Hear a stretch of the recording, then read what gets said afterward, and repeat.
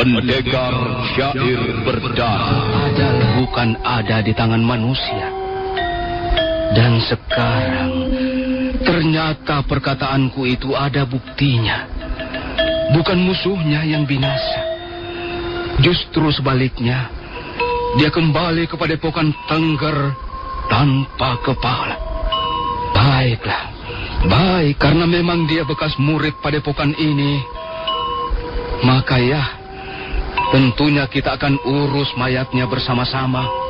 Baiklah, kukira sebaiknya beberapa di antara kalian segera menyiapkan upacara penguburan. Dan ingat, perilaku bajil janganlah kalian jadikan teladan. Dia bukanlah murid yang baik. Ampun, Guru.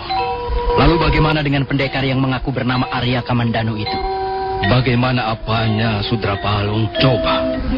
Apa ada di antara kalian yang merasa tidak terima atas kematian si bajil ini? Bukan tidak terima, Guru. Oh iya. Lalu apa?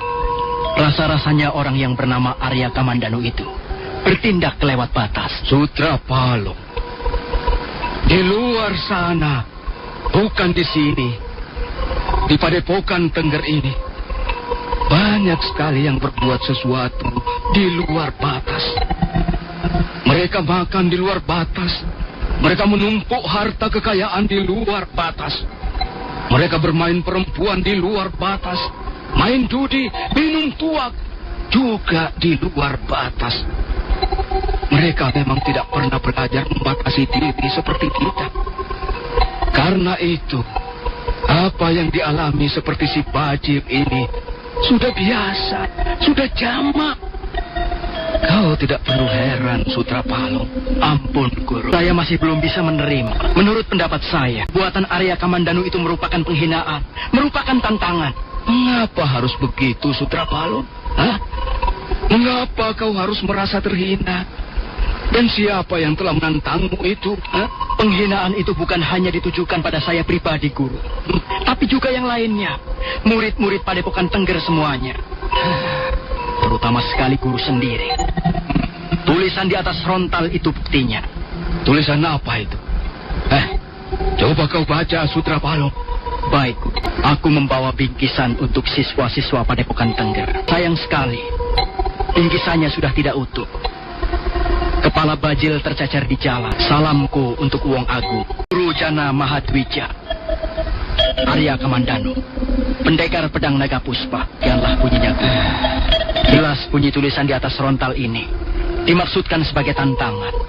Dengar, Sudrapalung, walaupun toh demikian, kalau kita tidak menanggapinya, kan tidak apa-apa. Kita tidak perlu merasa ditantang. Jangan mudah terpancing. Kita belajar di sini untuk menjadi orang-orang yang lebih bijak, yang mampu mengendalikan diri. Untuk itulah padepokan Tengger ini kudirikan beberapa puluh tahun yang lalu. Dan kalian semua mempunyai kewajiban menjaga ketenangan tempat ini. Kukira cukup.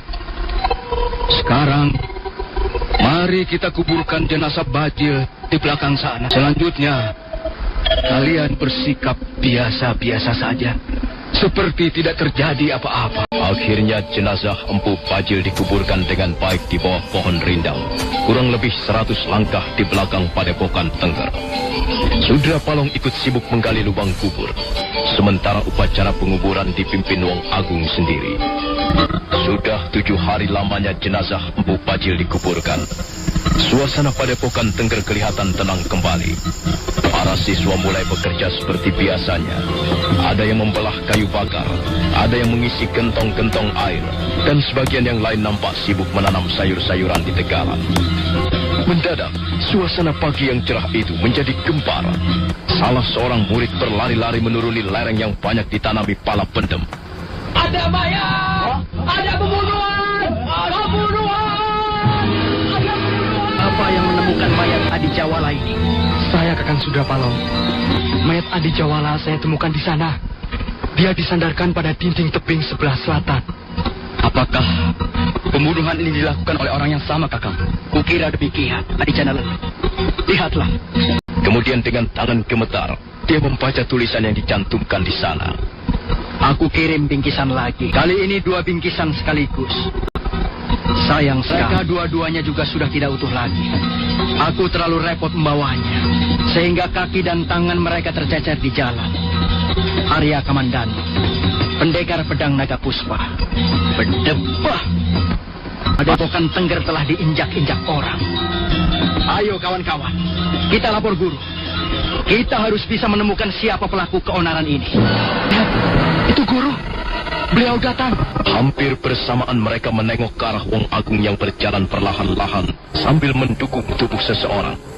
Wajah pimpinan Padepokan Tengger kelihatan sangat prihatin. Dia segera memparingkan tubuh salah seorang budak. Kasihan Adiraja Kitri. Tidak kuduga usianya begitu singkat. Tenanglah kalian semua. Baringkan 2 orang temanmu itu dan tutup mereka dengan tikar pandan. Iya, bagaimana ini? Padepokan Tengger sudah diinjak-injak orang.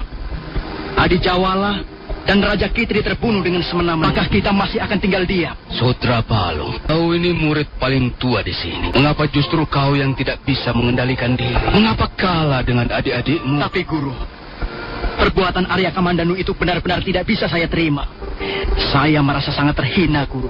Kalau kau tidak terima dan merasa terhina, lalu mau apa? Ampun, kita harus mencari orang yang bernama Arya Kamandanu. Perintahkanlah sekarang juga agar saya mencari pembunuh licik itu, guru. Dan saya akan segera berangkat. Tidak, Sudra Palung. Perintah seperti itu tidak akan pernah kau dapatkan. Tapi guru, Sudra Palung, siapa yang menjadi guru di sini? Kau atau aku? Ampun, bukan maksud saya hendak menentangku. Sama sekali tidak. Sudah, cukup. Ingat, Sudra Palung, kalau kau tidak belajar mengendalikan dirimu dengan baik, kau tidak akan memperoleh kemajuan yang berarti. Akan kau bisa menjadi seperti Bajil.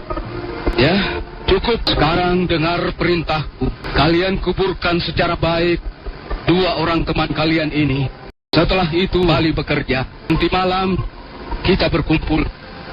Aku tunggu di serambi rumahku.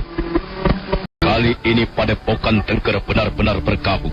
Karena 2 orang yang mereka kuburkan adalah sahabat-sahabat yang baik, yang selama ini hidup dan tinggal bersama mereka dalam suka dan duka. Nah, bagaimanakah kisah selanjutnya? Saudara pendengar, silakan menunggu seri berikutnya. Sampai jumpa.